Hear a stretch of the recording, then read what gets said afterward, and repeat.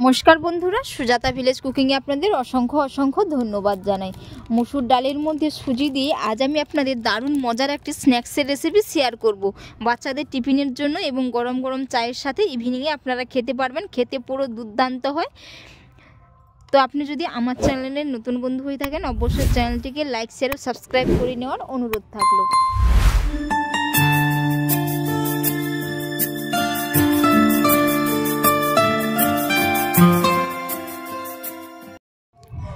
মসুর ডালের মধ্যে সুজি দিয়ে স্ন্যাক্সের রেসিপি শেয়ার করব। এর জন্য এখানে আমি এক বাটি মসুরের ডাল নিয়েছি। তো মসুরের ডালটা আগে থেকে আমি 1 ঘন্টার জন্য ভিজিয়ে রেখেছিলাম। ডালটা খুব সুন্দর হয়ে এই যে ভিজে গেছে, ফুলে একেবারেই ডবল হয়ে গেছে।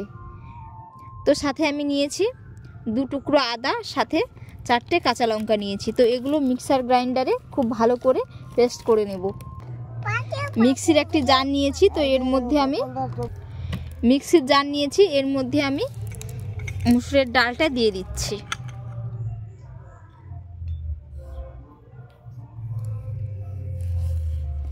এবার আমি এর মধ্যে দিয়ে দেব 4টে কাঁচা লঙ্কা, সাথে 1 টুকরো আদাকে 2 ভাগ করে নিয়েছি। এটা আবার আমি একেবারে মিহি করে পেস্ট করে নেব। তো এর মধ্যে আমি অল্প করে একটু ছোট চামচের মাপ করে 3 চামচের মতো জল দিয়ে দেব। এই যে অল্প করে একটু জল দিয়ে দিচ্ছি। মিহি করে পেস্ট করে নিয়েছি। এবার আমি একটি মিক্সিং বোলের মধ্যে কলাইয়ের বাটাটা নিয়ে নিচ্ছি।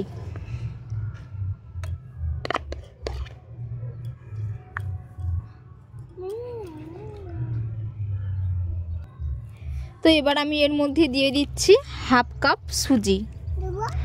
তো ডাল বাটাটা অনেকটাই কিন্তু পাতলা মনে হচ্ছে, জার ধুয়ে আমি একটু অল্প করে জল দিয়েছি। এই সুজিটা দেওয়ার কারণে জলটা খুব ভালো করে অ্যাবজর্ব করে নেবে। এর কারণে এখানে আমি 1/2 কাপ সুজি দিয়ে দিলাম। চামচ মেপে 4 চামচ সুজি দিয়েছি। খুব ভালো করে মিশিয়ে নেব। এবার এটাকে আমি 5 মিনিটের জন্য রেস্টে রেখে দেব, যাতে খুব ভালো হয়ে জলটা অ্যাবজর্ব করে নেয়। এইদিকে আমি একটি গাজর নিয়েছি, সাথে একটি বড় সাইজের পেঁয়াজ নিয়েছি। তো এগুলোকে ভালো করে কেটে ধুয়ে পরিষ্কার করে পেঁয়াজটা কুচি করে নেব, সাথে গাজরটা আমি গ্রেটারের সাহায্যে গ্রেট করে নেব। এইরকম গ্রেটারে আমি খুব ভালো করে গ্রেট করে নেব। গাজরটা আমি 2 টুকরো করে নিয়েছি। আপনারা চাইলে আপনাদের পছন্দ অনুযায়ী এখানে কিন্তু আরও সবজিও আপনারা অ্যাড করতে পারেন। বাঁধাকপি, ক্যাপসিকাম আপনাদের পছন্দ অনুযায়ী নিতে পারেন। টমেটো, তো আমি এখানে আরেকটি টমেটো দিয়ে দেব।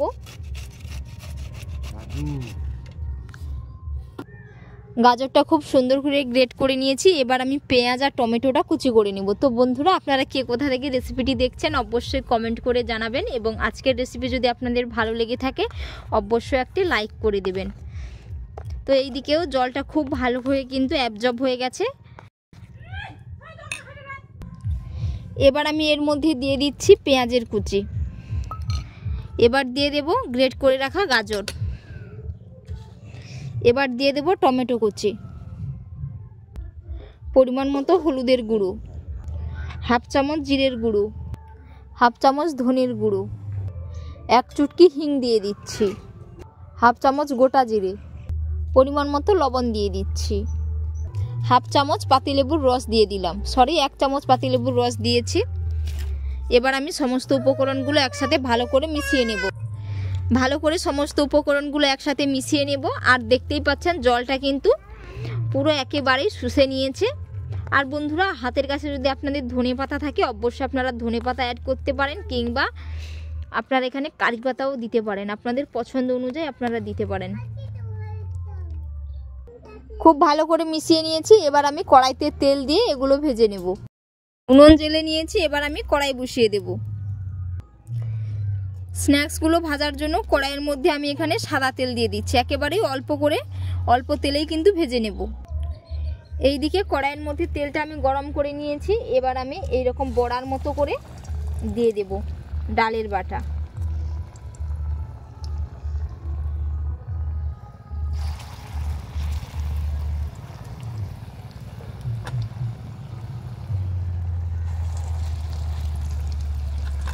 আপনারা চাইলে সাইজটা এর থেকেও ছোট বানিয়ে নিতে পারেন আপনাদের পছন্দ অনুযায়ী। তো আমি 2 থেকে 3টি ব্যাচ করে ভেজে নেব।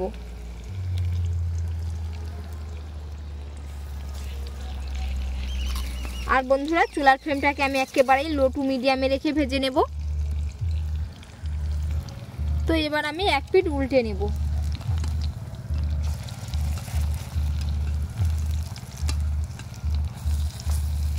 এরকম করে এক পিঠ করে উল্টে পাল্টে খুব সুন্দর করে লাল লাল করে ভেজে নেব।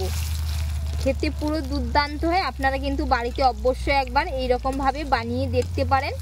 আপনারা বাচ্চাদের টিফিন থেকে শুরু করে ইভিনিং স্ন্যাক্স থেকে শুরু করে কিংবা গরম গরম চায়ের সাথে খেতে পুরো দুর্দান্ত হয়। উল্টে পাল্টে খুব সুন্দর করে ভেজে নিয়েছে আর কালারটাও খুব সুন্দর এসছে, ভেতর থেকেও খুব সুন্দরভাবে কিন্তু হয়ে গেছে। এবার আমি এগুলো তুলে নেব। পরের ব্যাচটাও ঠিক একই রকমভাবে বানিয়ে নেব। বন্ধুরা আপনারা চাইলে এটা নিরামিষভাবেও বানিয়ে নিতে পারবেন, পেঁয়াজ ছাড়াই।